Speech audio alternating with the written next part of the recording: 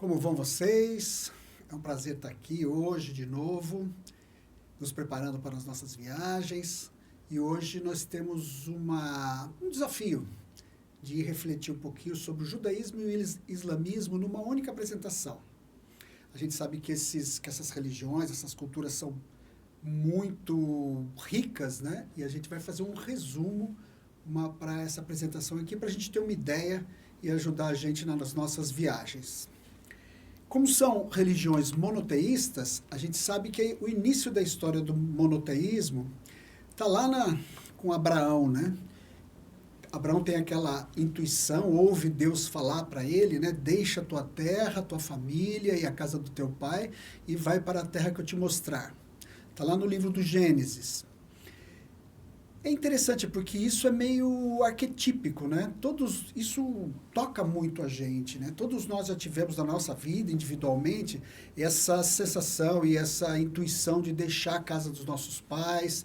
O pai representa a lei, né? E a mãe aqui é representada pela terra, né? Pela casa. Então isso é uma coisa arquetípica. Por isso que isso desenvolveu tanto, transformou-se em religião e chegou até a gente hoje. Fazendo um resumo, né, da história, a situação é a seguinte. Abraão casa-se com Sara e Sara é estéril. E aí ela não podendo ter filhos, não podendo dar posteridade para o Abraão, ela oferece a ele a sua escrava egípcia, a Agar. E Abraão tem Ismael com Agar. Então, Ismael, filho da escrava de Sarai. Depois, eles recebem a visita, Sara e Abraão recebem a visita de 3 anjos, e os anjos anunciam que eles vão ter um filho. Né? E apesar da idade avançada e da esterilidade de Sara, eles vão ter um filho. E depois de algum tempo, né, a Sara fica grávida e tem o Isaac.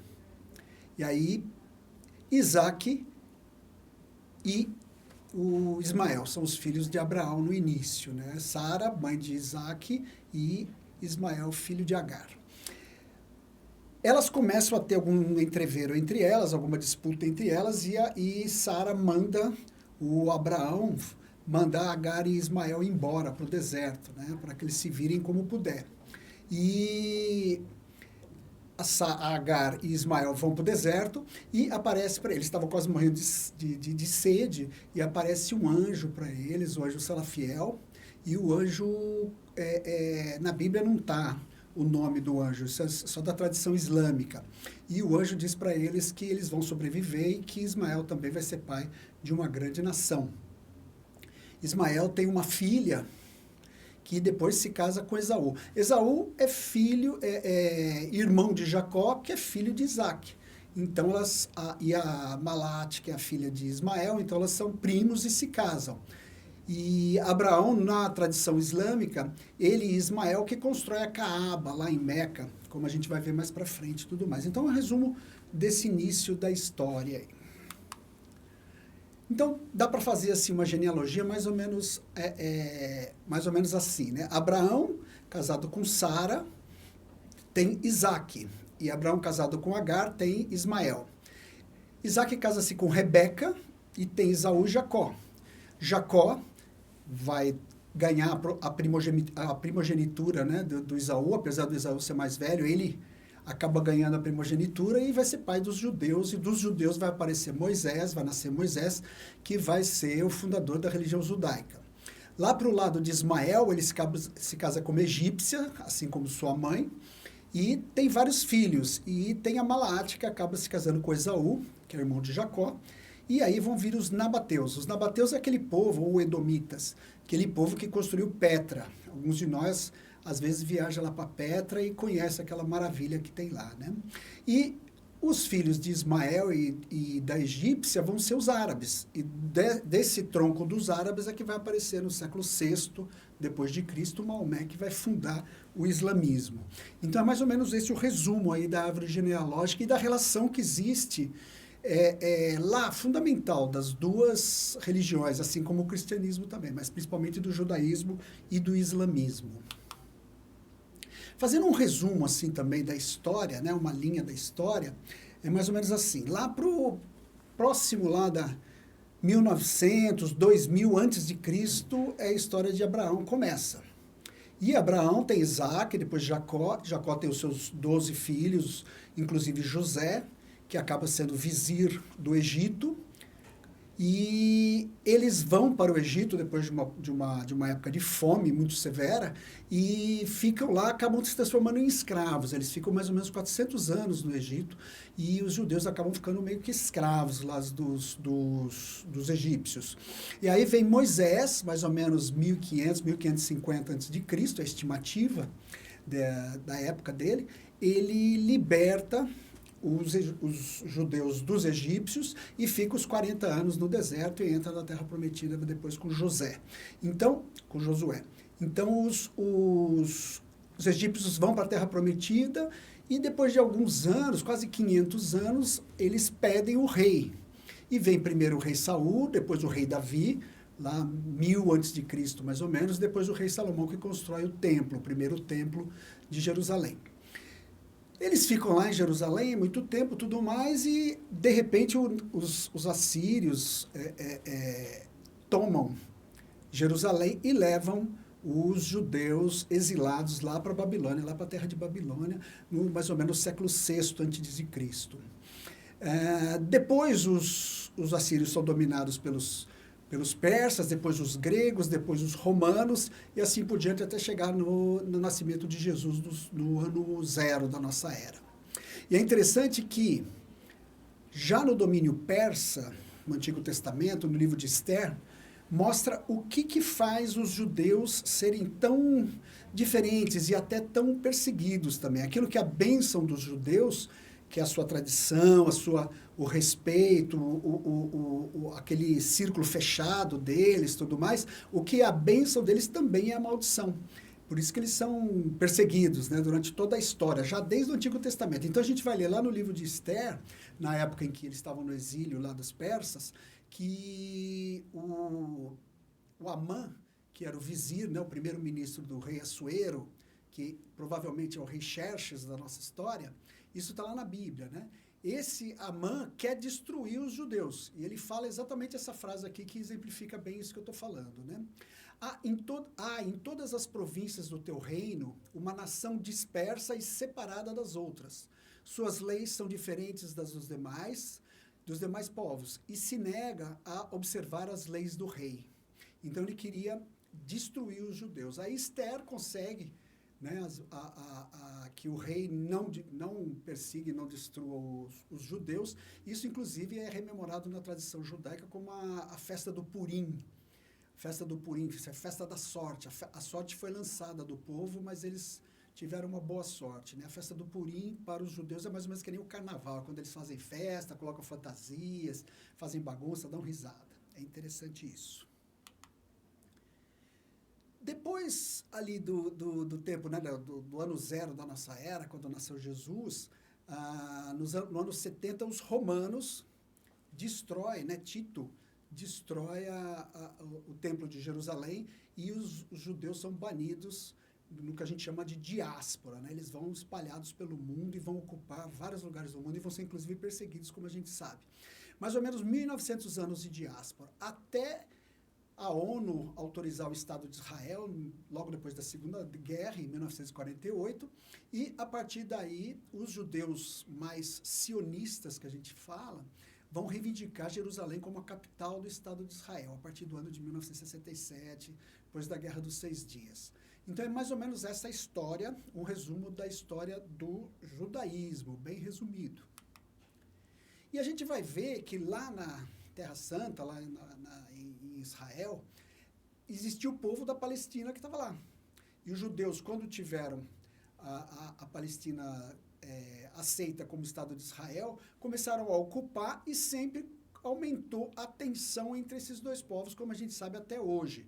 E os judeus vão ocupando espaço, a gente está vendo aqui, né, nessas áreas de tensão, que os judeus, antes esse beijinho claro, estão ocupando e vão empurrando mesmo os palestinos para áreas pequenas ali, como a faixa de Gaza e a Cisjordânia, como a gente está vendo aí. Então a gente vai na nossa viagem, infelizmente, a gente vai ter sim vai sentir algum tipo de tensão ali, apesar da gente ser turista, eles evitarem de expor a gente a isso, a gente vai sentir algum tipo de tensão, principalmente ali quando a gente vê o muro próximo do território palestino, o muro que separa os judeus dos palestinos, e entrando em Belém, que é território palestino, a gente vai fazer uma visita lá, a gente na entrada tem esse grafite, né, que foi feito pelo Banksy, que é aquele artista de rua inglês, ele passou por lá e deixou esse grafite muito interessante, que faz uma crítica muito interessante aí à nossa Terra Santa, né? Então, é a pombinha da paz, que está até com o ramo de oliveira no bico, mas com colete à prova de bala e sendo visada, né, pela mira, né, para levar um tiro e tudo mais. Então, essa é a paz que está acontecendo lá na Terra Santa, essa paz sob tensão, essa paz em constante disputa, infelizmente. O judaísmo é uma religião bem ampla, tem várias dissidências, vários seguidores, vários tipos, várias mentalidades, mas a gente pode dividir principalmente nesses aqui, nesses tipos aqui. Um judaísmo samaritano, que existe lá em Israel até hoje, na região onde era Samaria.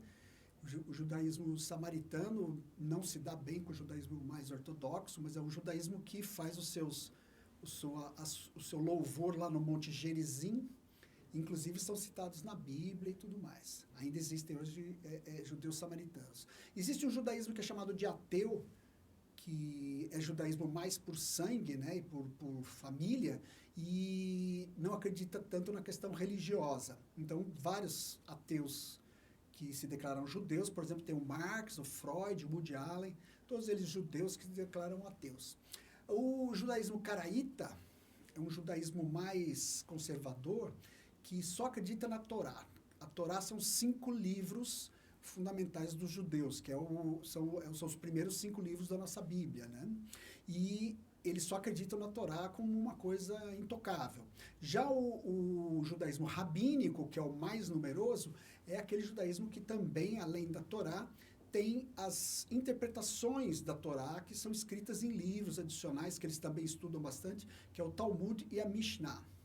Esse judaísmo rabínico, que é o mais numeroso, como eu estava falando, ele também se divide aí, né, num judaísmo mais ortodoxo, que às vezes a gente chama de ultra-ortodoxo, mas eles não gostam que fale ultra-ortodoxo. Ultra-ortodoxo é pejorativo para eles.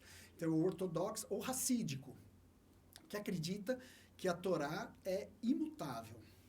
Já um judaísmo rabínico conservador já é mais flexível, aceita mais a interpretação da Torá e até ele se transformar num judaísmo mais reformista, que é mais flexível ainda, vê menos as proibições da Torá e acredita que são mais diretrizes de vida, diretrizes morais para a vida da gente.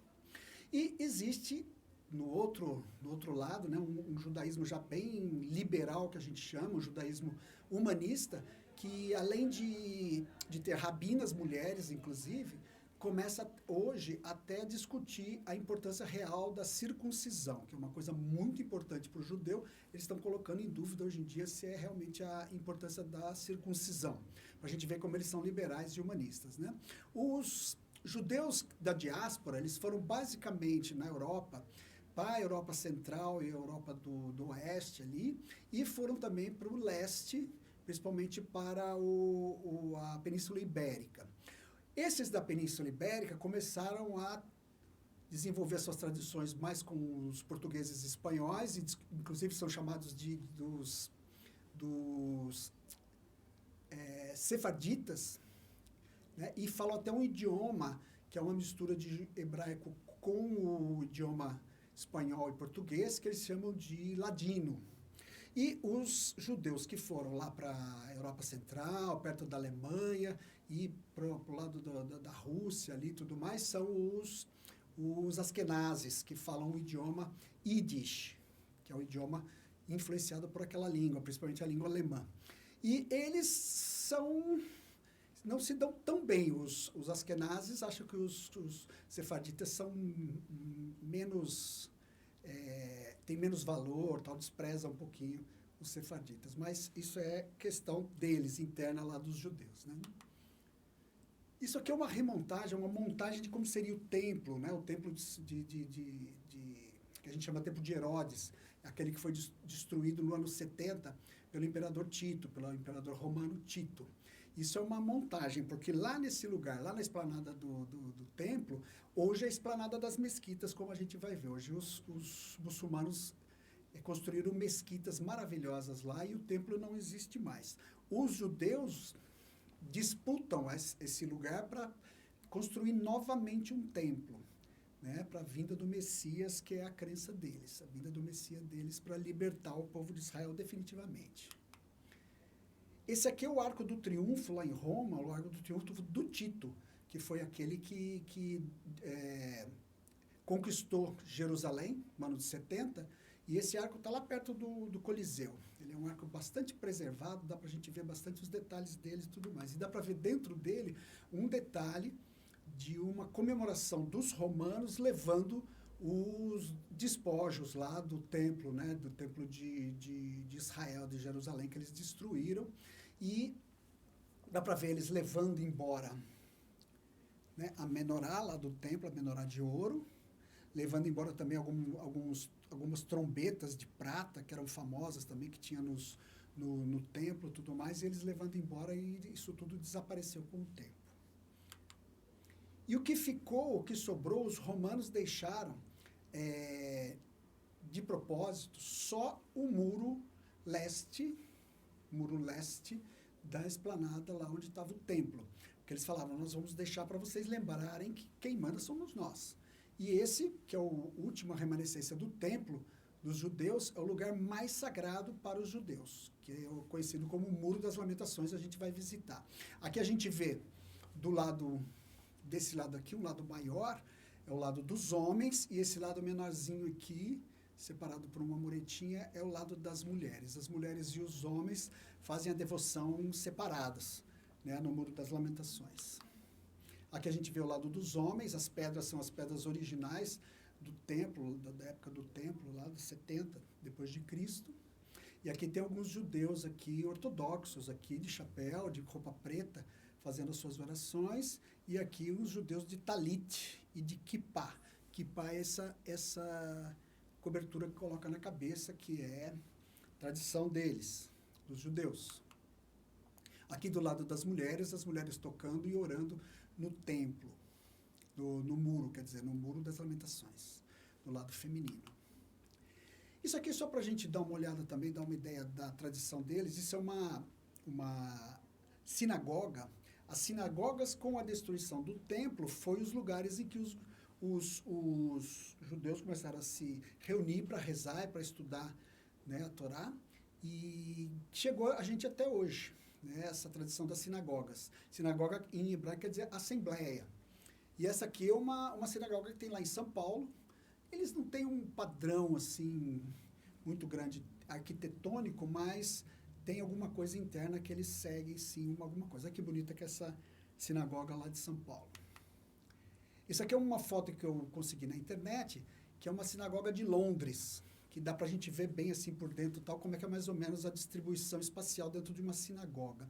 Então a gente tem lá no fundo uma arca com os rolos da Torá. Os rolos da Torá são sagrados, eles são escritos num pergaminho especial, com uma pena especial, com uma tinta especial e por escribas especializados. Então, é uma coisa muito sagrada para eles. Os rolos da Torá estão dentro da arca. E a arca e a sinagoga está voltada para Jerusalém, para o lado de Jerusalém, na tradição deles. Tem um púlpito, né, uma coisa grande aqui, um púlpito com uma bemá, né, o púlpito chamado de bemá, e uma mesa central aqui onde é feita a leitura dos rolos da Torá, que é a tebá. Tem sempre uma lâmpada, às vezes uma menorá, mas em geral uma lâmpada que está lá em cima, uma lâmpada para dar orientação. E para fazer o ofício religioso da sinagoga precisa no mínimo de 10 homens, né, contar homens de sexo masculino. E o rabino, no sábado, faz os principais ofícios religiosos dentro de uma sinagoga. Aqui é uma foto também da internet, da sinagoga lá de Londres, em que está tendo um ofício religioso. A gente vê a parte de baixo, os homens, todos eles cobertos com kippá, alguns com talit, né, com aquela cobertura que a gente vai ver mais para frente, e a parte de cima, as mulheres, na parte de cima, todas elas cobertas também, ou de lenço na cabeça, ou de peruca. As mulheres que não têm nada na cabeça são as solteiras. As casadas geralmente usam uma peruca, uma cobertura, ou um lenço na cabeça, né, para dizer que são casadas.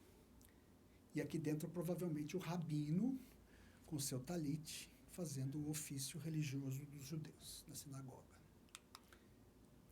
Aqui alguns costumes dos judeus que a gente vai andar na rua e vai ver eventualmente, principalmente na cidade de Jerusalém.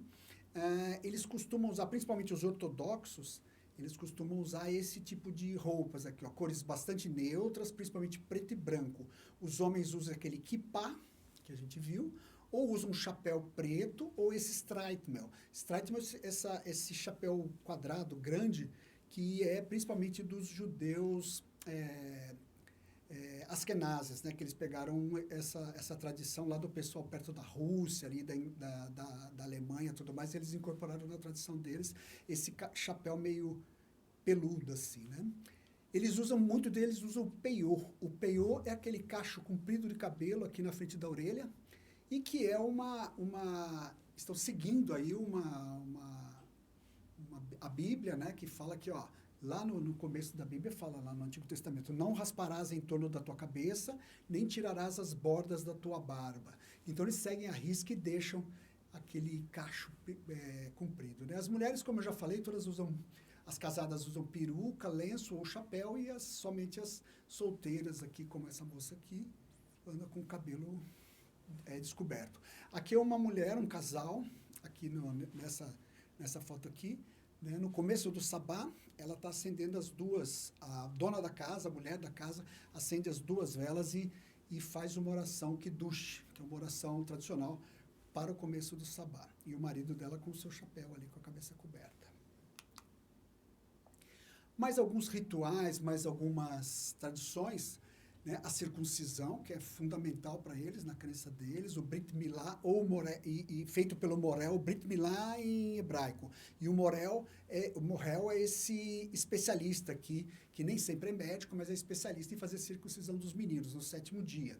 O Bar Mitzvah ou Bat Mitzvah, Bar Mitzvah dos meninos e Bat Mitzvah das meninas, é quando eles são aceitos no templo, né, nas sinagogas, para fazer as leituras e para estudar junto com os adultos. É mais ou menos a primeira comunhão deles, o equivalente, né? O casamento deles também tem toda uma tradição, eles usam uma casinha, assim, uma chupá, que chama, uma casa com cobertura, o casamento é feito embaixo, né, acompanhado pelo rabino, e a família da noiva dá 7 voltas em torno do noivo, depois eles fazem os seus votos e quebram uma taça, né, no chão, para simbolizar que, assim como aquela taça não vai voltar mais a ser o que ela era, o casamento também não vai se desfazer mais, né? Então tem uma série de tradições também no casamento hebraico. E o Shabá, que é o sábado, que é o dia santo do judeu, quando eles fazem uma série de rezas e tudo mais, orações e descansam, né?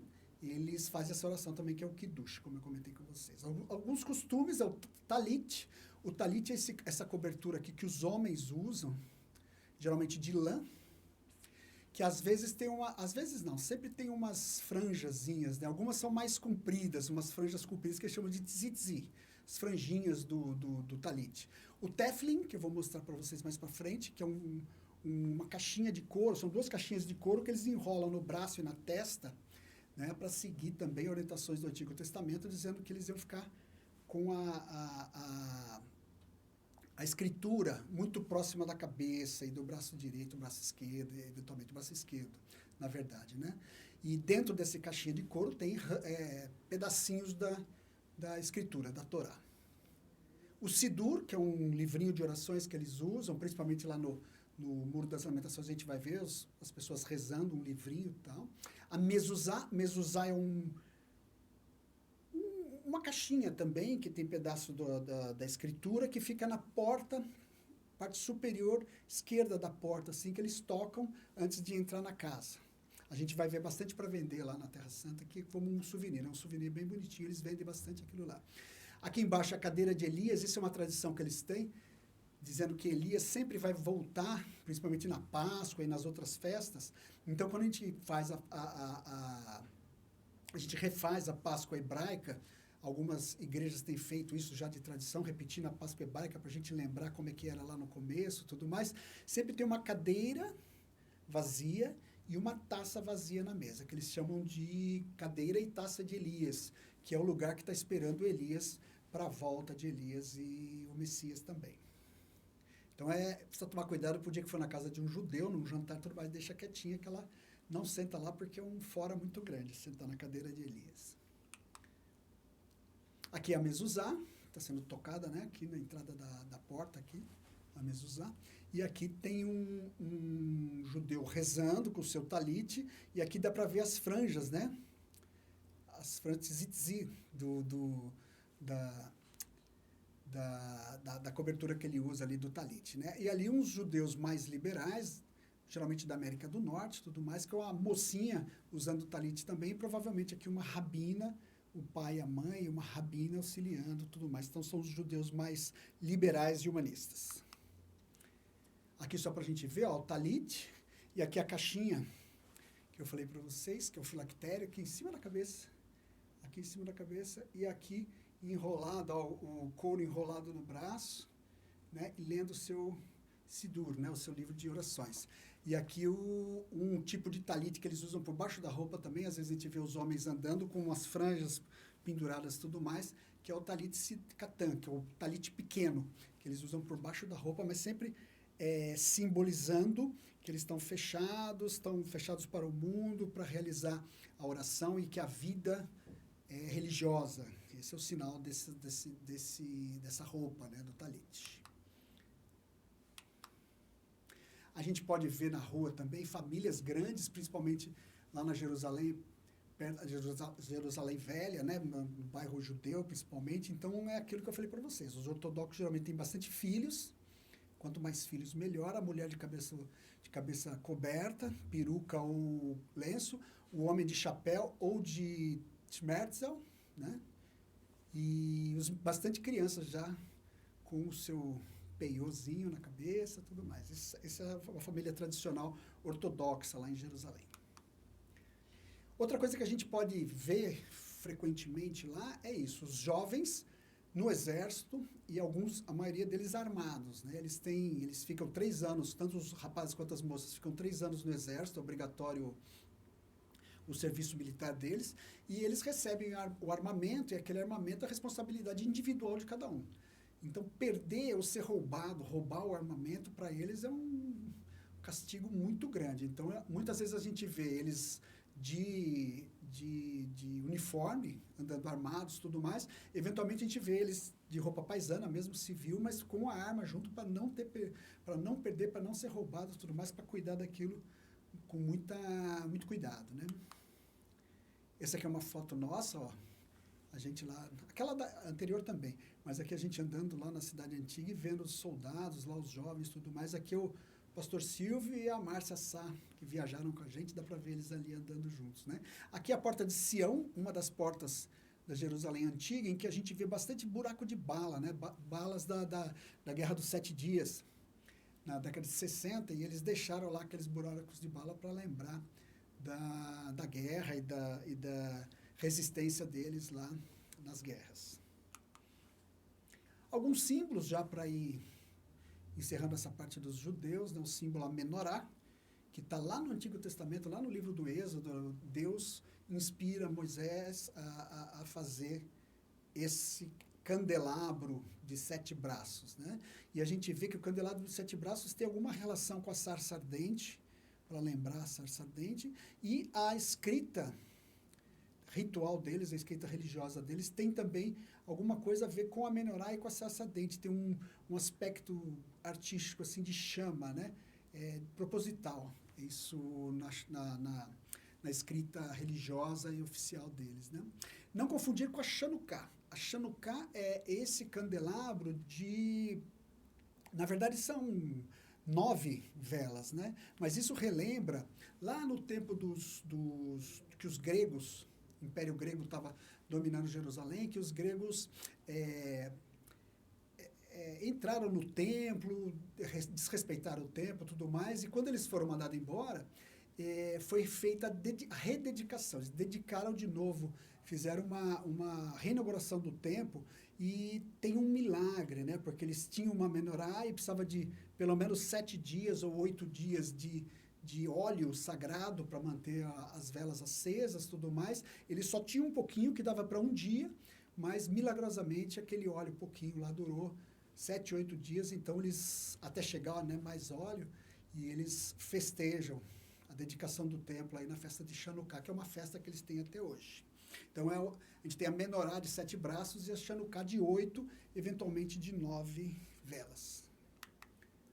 Alguns símbolos também aqui, ó, estrela de Davi, que acabou sendo incorporado inclusive na bandeira de Israel, né, estrela de Davi. A estrela de Davi é um símbolo muito antigo que provavelmente veio das letras, né, antigas lá, hebraicas antigas, proto-hebraicas, né, as primeiras letras, e que essas letras juntas davam essa estrela de 6 pontas, a estrela de Davi. Outro símbolo importante deles é a Arca da Aliança, né, que foi perdida lá quando o templo foi destruído pelos romanos, mas a Arca da Aliança era a arca que eles carregavam, né, que Moisés carregou pelo deserto os 40 anos, e ela era de ouro, né, e era carregada só por uma tribo, só pelos levitas, e em cima da arca tem esses 2 anjos, e aqui no meio dos 2 anjos é o propiciatório, que eles chamam, né, que é o lugar onde Deus se relaciona com a tribo de Israel, com Israel, com os israelitas. E o propiciatório também era o lugar onde o sumo sacerdote fazia o sacrifício e jogava o sangue lá, né, uma vez por ano, dentro do tabernáculo. O tabernáculo era o templo móvel. Quando eles andavam no deserto, eles construíam sempre o tabernáculo. E aí, em Jerusalém, eles construíram o templo definitivo. Dentro da Arca da Aliança tinha as pedras com as 12, com o decálogo, né, com os 10 mandamentos, uma vasilha com maná, para eles lembrarem do maná do deserto, e a vara de Arão, que é uma vara sagrada para eles. Isso tudo ficava guardado dentro da Arca da Aliança. Isso aqui é uma coisa interessante. Ó. O primeiro testemunho do judeu é esse aqui, eles chamam de Shema. Shema está lá no Antigo Testamento, no livro de Deuteronômio, está citado aqui embaixo. E Shema quer dizer, ouve Israel, Adonai é Deus, Adonai é um. É a primeira manifestação de fé deles, né? Shema Israel, Adonai Eloheinu, Adonai Echad. Agora eu quero chamar a atenção para isso. Para o judeu, não é possível ver a Deus. Então, quando eles falam de Deus, eles sentem a presença de Deus, a primeira coisa que eles fazem é tampar os olhos. E aqui eu dei 2 exemplos aqui, né, dos adultos, né, rezando, que até com o filactério e tudo mais, aqui com a caixinha, né? E aqui as criancinhas também rezando, todas com os olhinhos tampados. Por que eu estou dizendo isso? Quando Jesus veio, Jesus se manifesta aos discípulos e depois os discípulos mudam essa ideia, esse conceito. Né? Eles falam, aquilo que nós vimos, que é Jesus, que é Deus e homem, a gente testemunha também. Então, a mudança do judeu para o cristão está nisso também. Enquanto os judeus são a fé da audição, do Shema, o cristão é a fé da visão, aquele que viu Jesus, homem e Deus, que viu a Deus também na figura de Jesus. Então, essa mudança. Então, quando na missa o padre mostra a hóstia, né, faz a elevação, tudo mais, o cálice e a hóstia consagrada, a gente deve olhar. Representa o nosso estilo cristão de fazer a nossa adoração através da vista, né? Isso é uma mudança importante, que tem a ver até com a nossa posição litúrgica também, né? E aqui é a igreja de Santana, a gente vê como tem influência na arquitetura do nosso altar de tudo isso que eu falei. Olha que coisa bonita, ó. Lá em cima, sugere o propiciatório da Arca da Aliança. Os 2 anjos, inclusive, um de cada lado. Né? E aqui embaixo ó, são 3 velas de cada lado, e Jesus é a luz central, ó, a 7ª vela.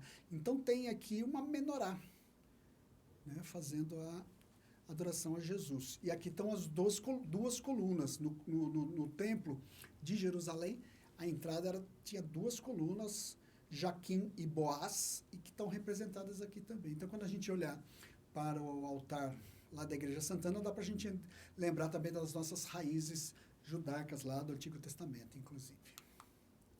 Só para a gente ter uma ideia, existem estimados 13 milhões de judeus no mundo, principalmente em Israel e nos Estados Unidos, né?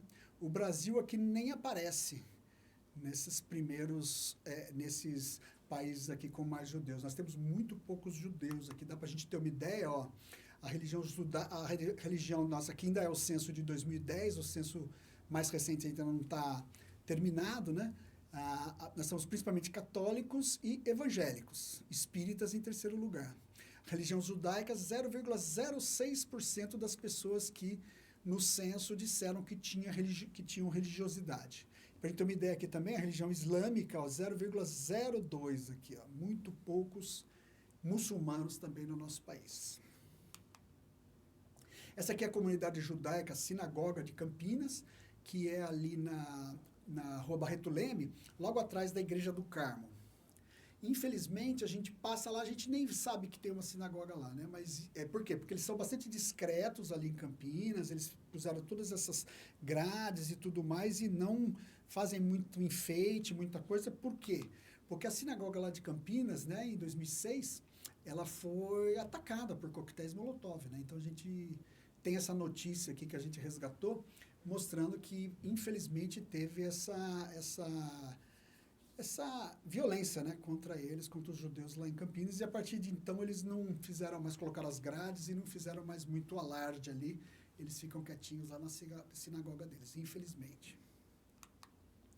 E aqui é só para encerrar essa parte dos judeus, isso aqui é um livro, né, do Papa Francisco, e ele conversando com esse rabino, que é muito amigo dele, desde os tempos lá de Buenos Aires e tudo mais, que é o Abraham Skorka, né? E o Papa e ele escreveram esse livro, que é uma conversa entre eles, e eles chegando em muitos pontos comuns. E eu peguei algumas frases ali do livro, ó. O diálogo nasce da atitude de respeito pela outra pessoa. Um povo que tem que manter sua identidade, ao mesmo tempo integrar-se harmoniosamente com os outros. Falando especialmente dos judeus, né? E o importante é ir se desenvolvendo na fé e crescendo ali. Também é outra frase interessante que está ali.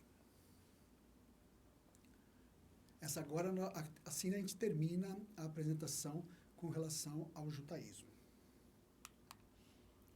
Vamos falar agora um pouquinho sobre o islamismo, né? O Islã, o nome Islã em árabe quer dizer submissão a Deus, a Alá. O muçulmano é aquele que se submete, né? O islamita. Alá é o Deus único, o Deus, Alá em árabe. Maomé vem do francês, Mohammed, que vem de Muhammad, o louvável do árabe. Então, em português a gente fala Maomé, que vem lá né, através do Muhammad, lá através do francês. O Corão quer dizer recitação em árabe, e foi o livro, que é a revelação que Maomé teve do anjo Gabriel, que em árabe é Jibril, anjo Jibril, e o Alcorão está aqui, né? É um livro sagrado deles, que os mais radicais não aceitam nem que traduza. Os muçulmanos mais radicais acreditam que a língua árabe ela é sagrada, então não pode nem traduzir o Alcorão. A gente tem algumas... no Brasil a gente tem Alcorões, o padre Norberto até tem um, que tem em árabe e traduzido para o português do lado. E tem também a Suna. A Suna é um livro que é um compilado de palavras e ditos e histórias do profeta durante a sua vida, que eles acreditam que é um caminho, um bom caminho que foi triado pelo profeta Maomé. A Suna também ela é vendida também em português e árabe também, com as mesmas restrições aí dos radicais não quererem traduzir. Fazendo um resumo também aqui, a gente vai ver que no século VI nasce Maomé em Meca, em 571. Maomé nasceu em Meca. E aos 25 anos, bem jovem, ele se casa com Khadija. Khadija era uma mulher rica, mais velha que ele e tudo mais, e ele tem 6 filhos com Khadija. Inclusive, 2 morreram logo pequenininhos, mas os outros 4, a última filha que ele teve foi Fátima, que é a filha predileta dele, como a gente vai ver mais para frente. Ele começa em 610 a ter uma revelação dentro de uma caverna, e o anjo vinha e ditava para ele os versos do Alcorão, e acabou isso sendo escrito e compilado, porque parece que o Maomé era analfabeto. Então precisava de gente ajudando ele para... Provavelmente ele tinha alguma coisa, porque ele era comerciante, então ele tinha ideia, assim, de alguma coisa escrita e tudo mais, tal, mas ele não era um bom escritor. Então ele foi ajudado para ser o Alcorão ser escrito e ser compilado depois. Essa noite que começou a inspiração dele é conhecida como Noite do Destino.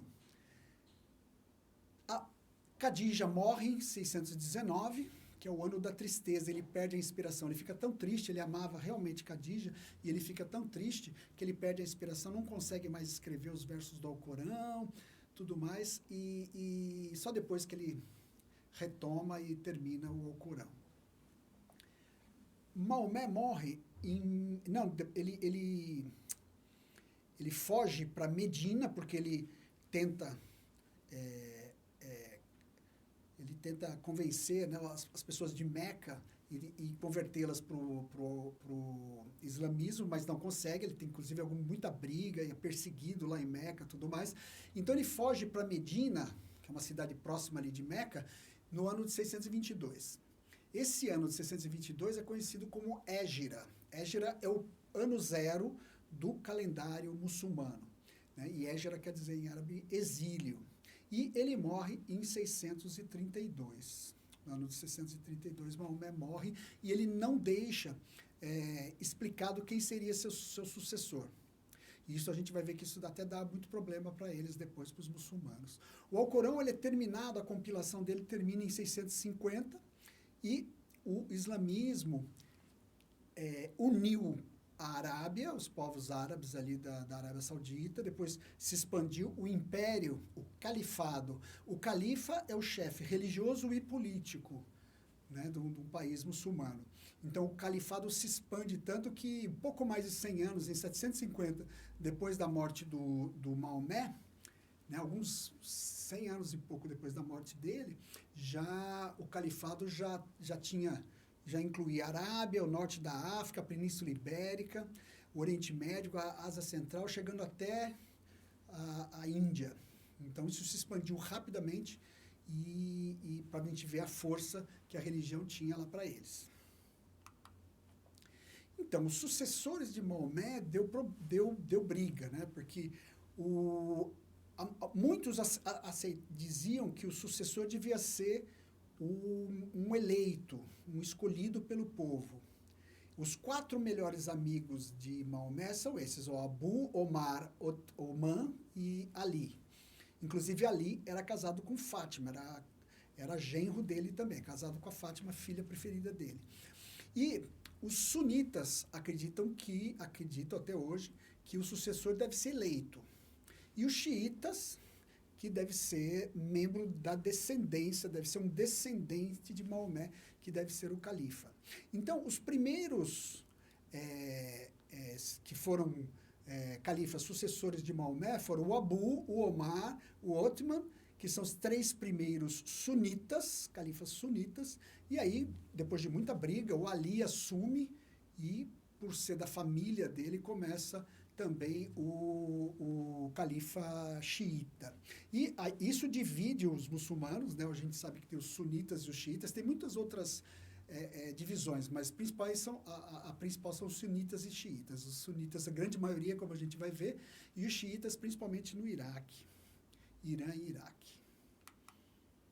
Aqui são algumas figuras antigas, né? O Alcorão acaba proibindo a representação de figura, né, das pessoas, principalmente do Maomé e das pessoas que estão perto dele.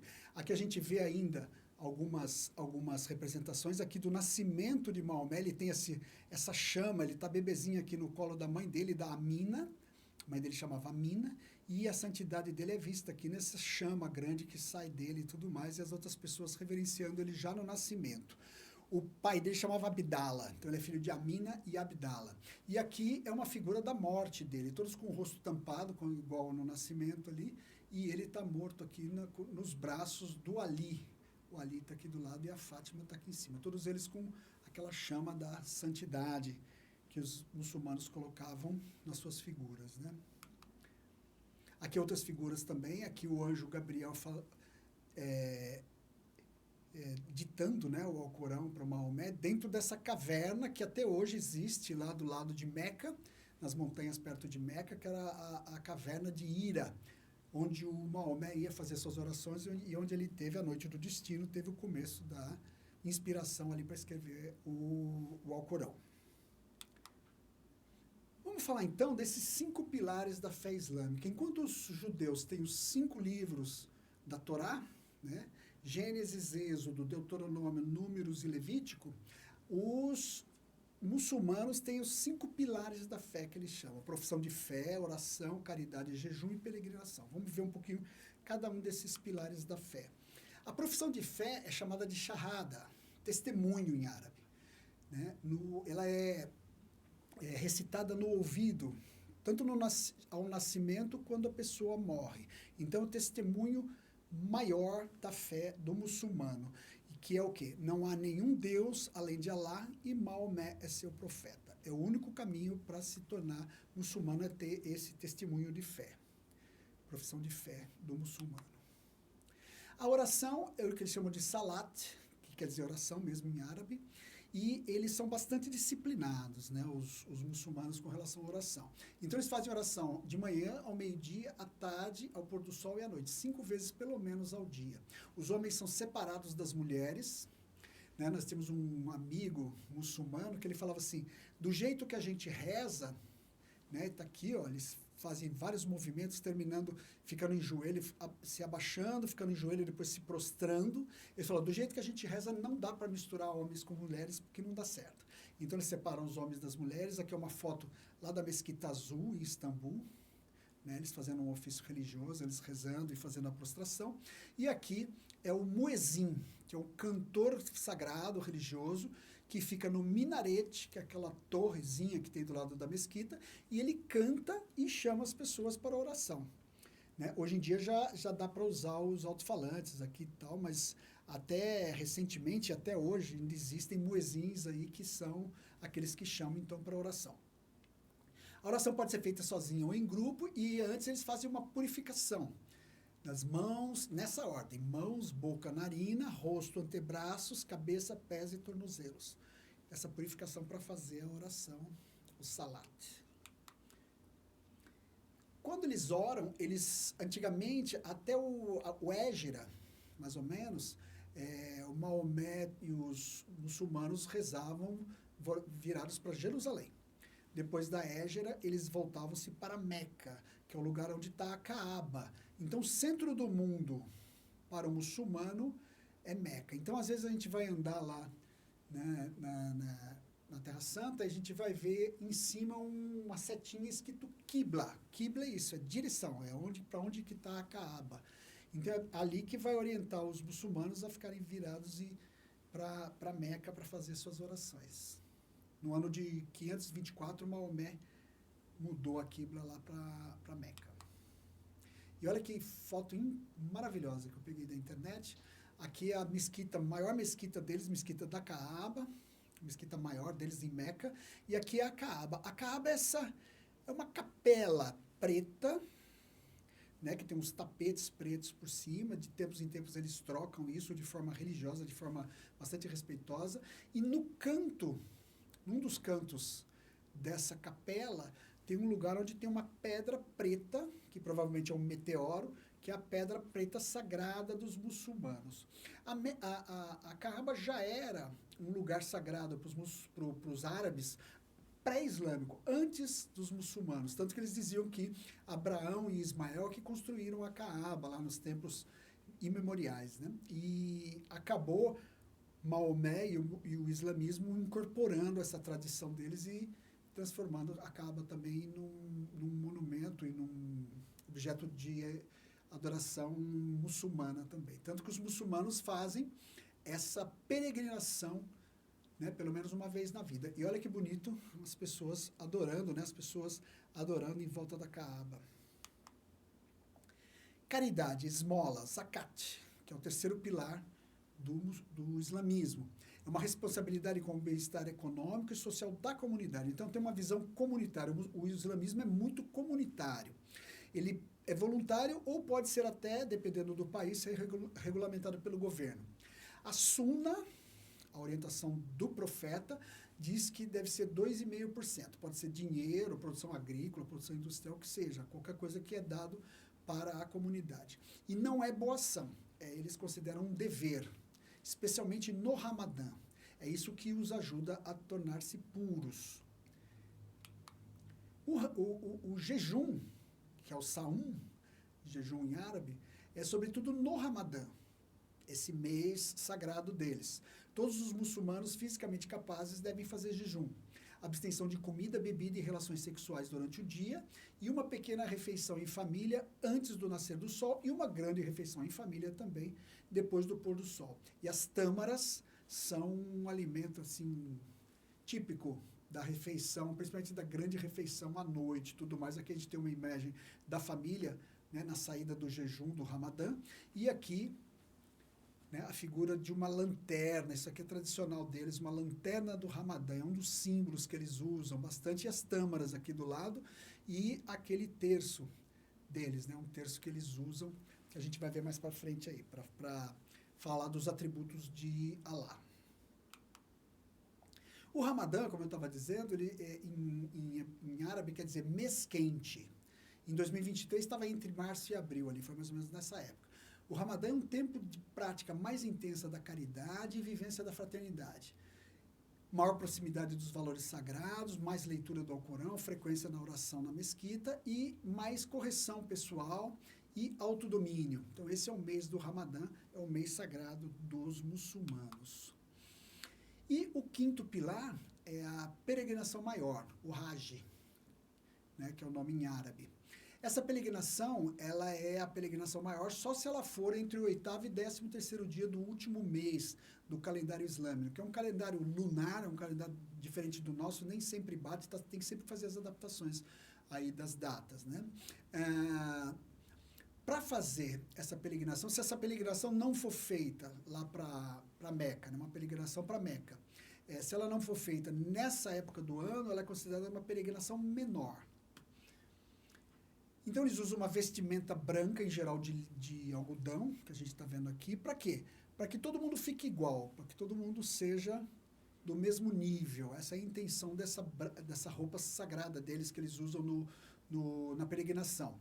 Eles dão 7 voltas no sentido anti-horário da Caaba e depois fazem uma visita também em cortejo até o Poço Zanzã. O Poço Zanzã seria aquele poço onde a Agar e o Ismael teriam tomado a água que o anjo indicou quando eles ficaram no deserto lá, que quase morreram, tudo mais. Tem uma visita a esse Monte Arafá, que é o monte sagrado, onde o Maomé teria feito o seu último discurso, e onde Abraão, que é Ibrahim para eles, né, teria feito também quase um sacrifício de Ismael como o equivalente de Abraão com o Isaac, na nossa visão judaica, né, judaico-cristã. Então existe esse equivalente do sacrifício, um quase sacrifício de Ismael também, que seria nesse Monte Arafat.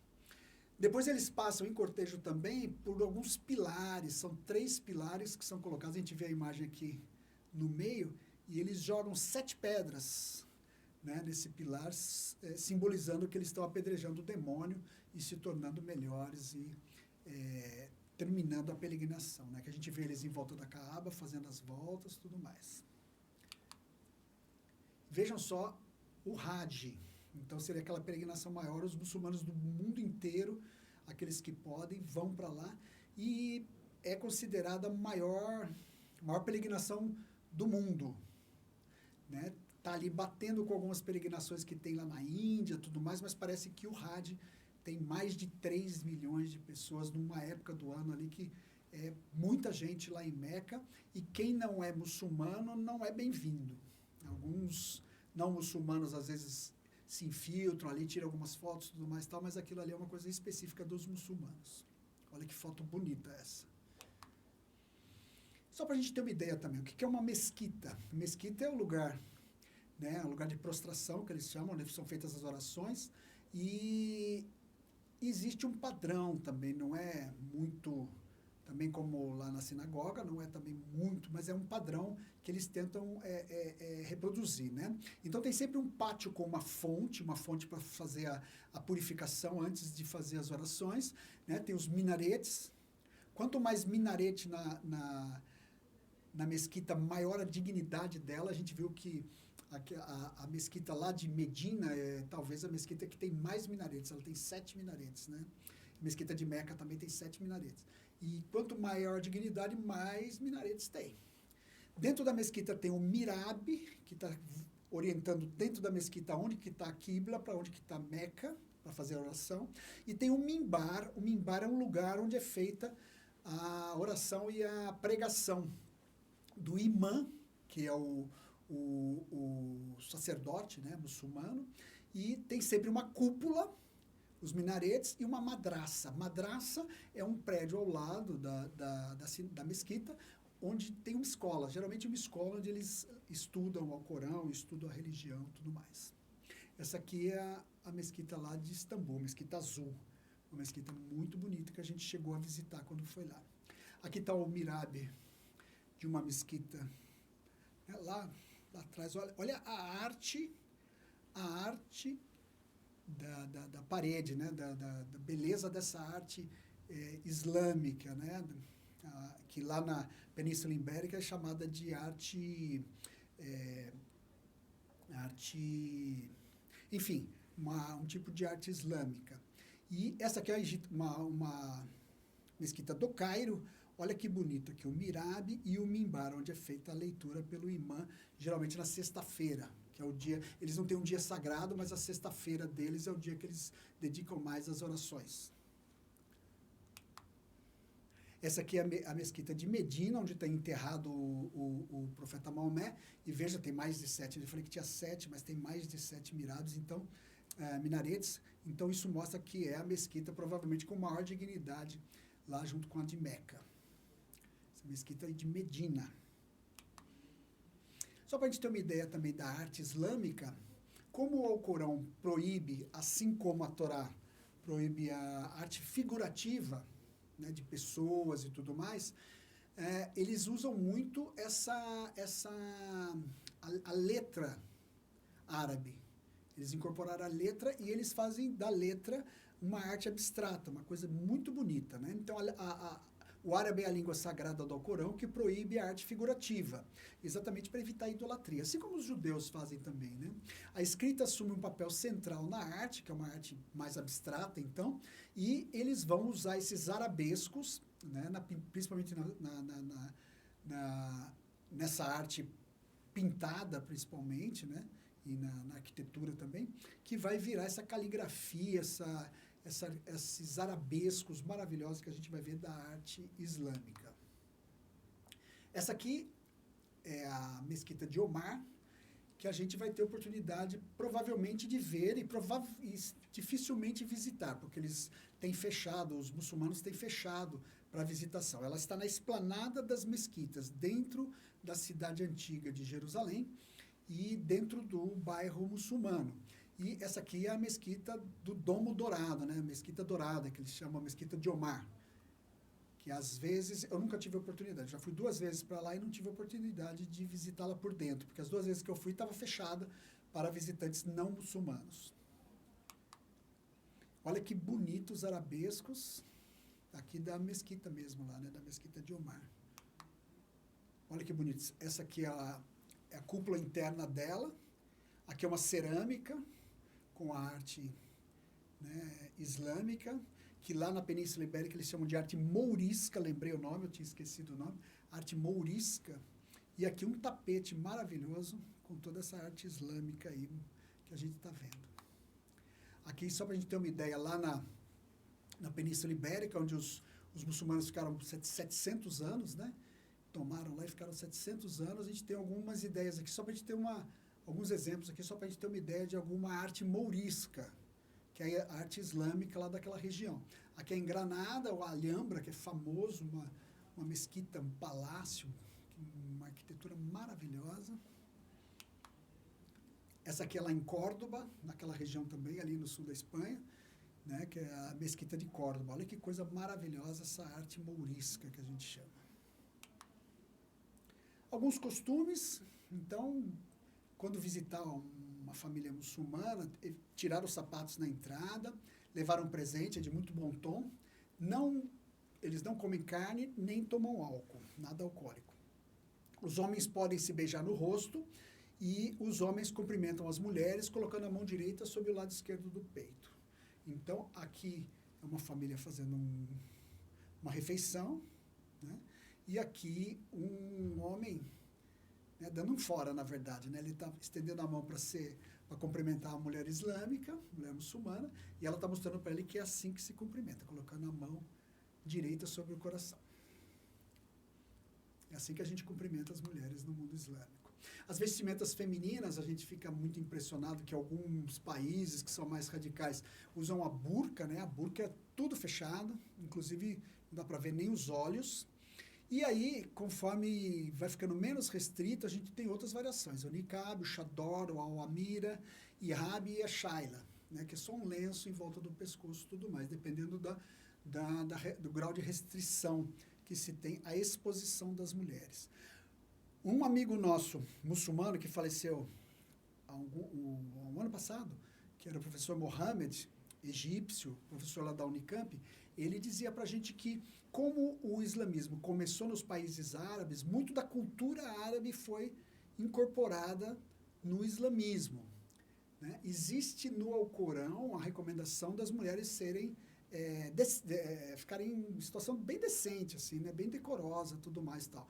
Mas a tradição árabe, principalmente os povos do deserto, meio que cobriam mesmo, escondiam mesmo as mulheres, porque no deserto existe o que eles falam de raids, né? Os piratas do deserto.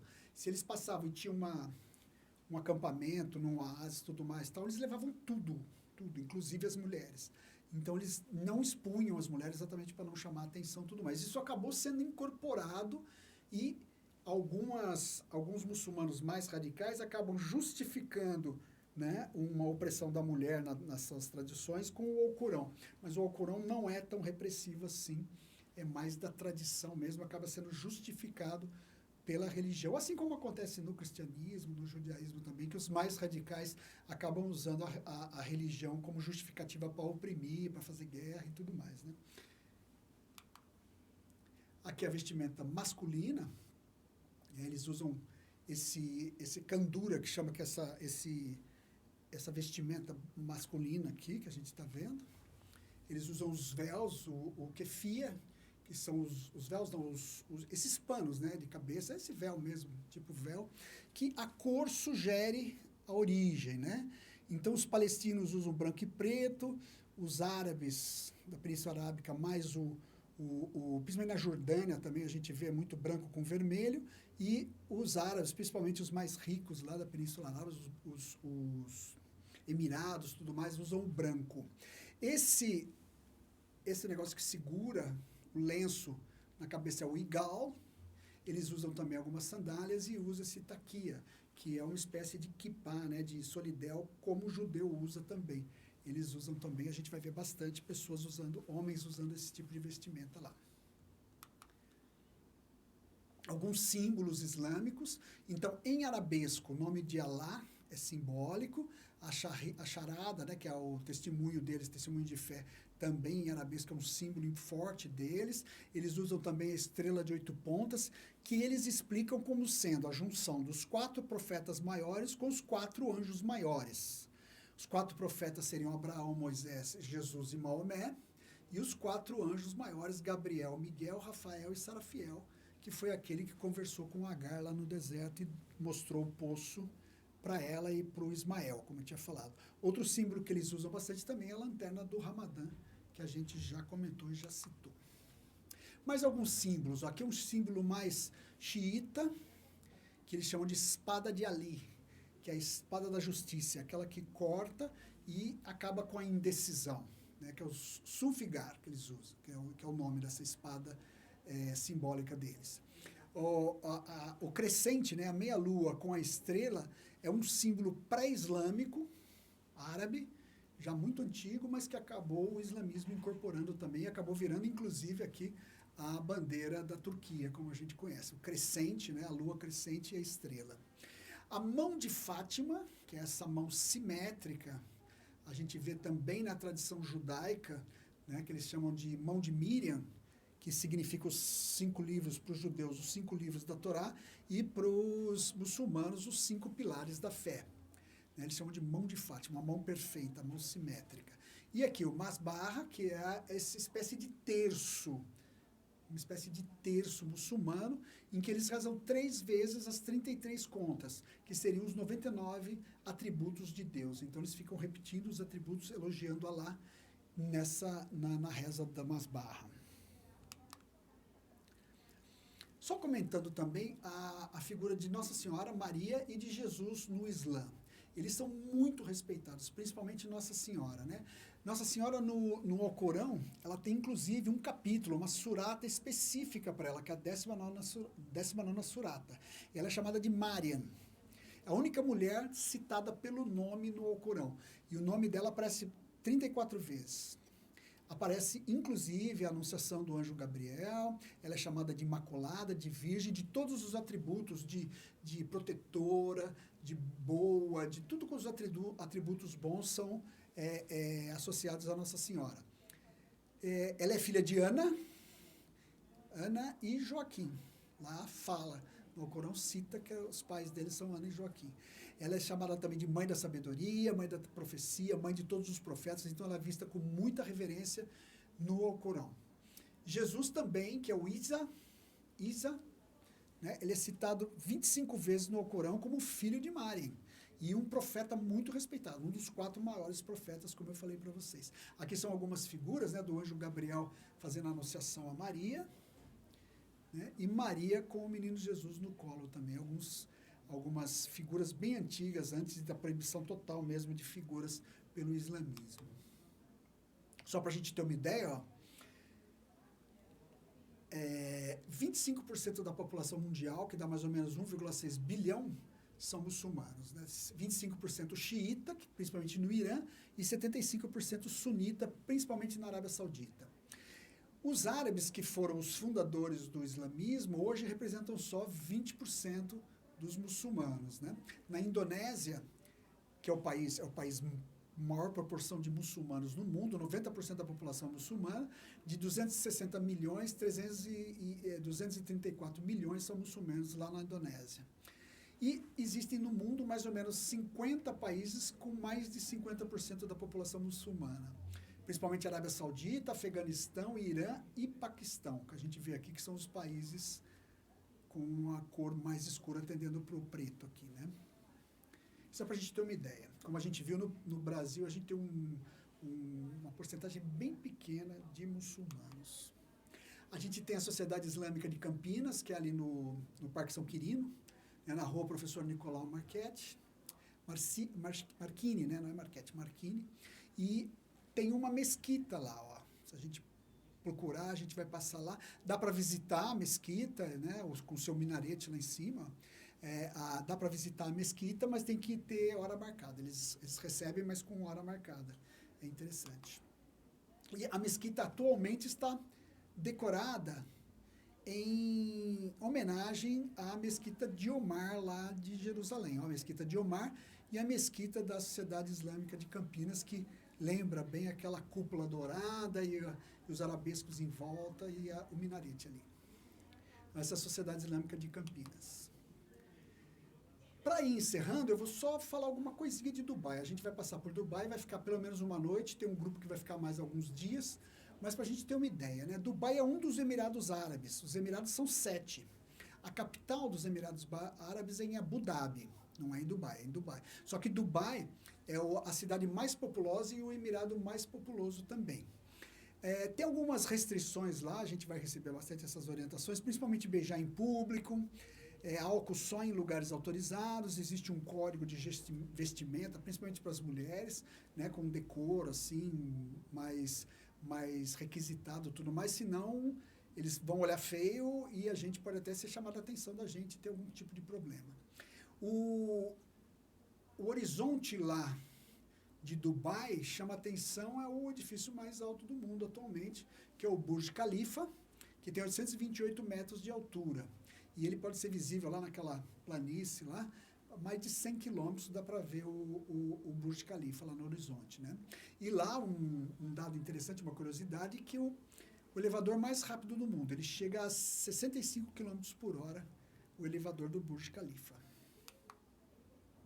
Então tá aqui, ó, essa aqui é a Península Arábica, aqui é o Mar Vermelho, ali o Golfo Pérsico, e os Emirados Árabes estão aqui, ó, perto do Golfo Pérsico, que aqui é essa região, aqui do lado da Arábia Saudita, e nas margens do Golfo Pérsico. Os Emirados são 7, como a gente viu, Abu Dhabi é o maior, é a capital, mas Dubai é o mais populoso e o mais rico também, né? Dubai investiu muito em turismo e tudo mais, e hoje é essa coisa grande que a gente conhece aí. Então, apesar desse seu cartão postal de Dubai, né, tem inclusive uma piscina aqui no shopping, uma piscina a céu aberto, que tem barcos, inclusive, e o Burj Khalifa lá. Apesar de ser esse o cartão postal, a gente vai ver também o Burj Al Arab, que é o hotel mais refinado do mundo. Eles falam que é 7 estrelas, né? Eu olhei na internet, uma diária pode chegar a $19 mil, uma diária nesse hotel pode chegar a $19 mil.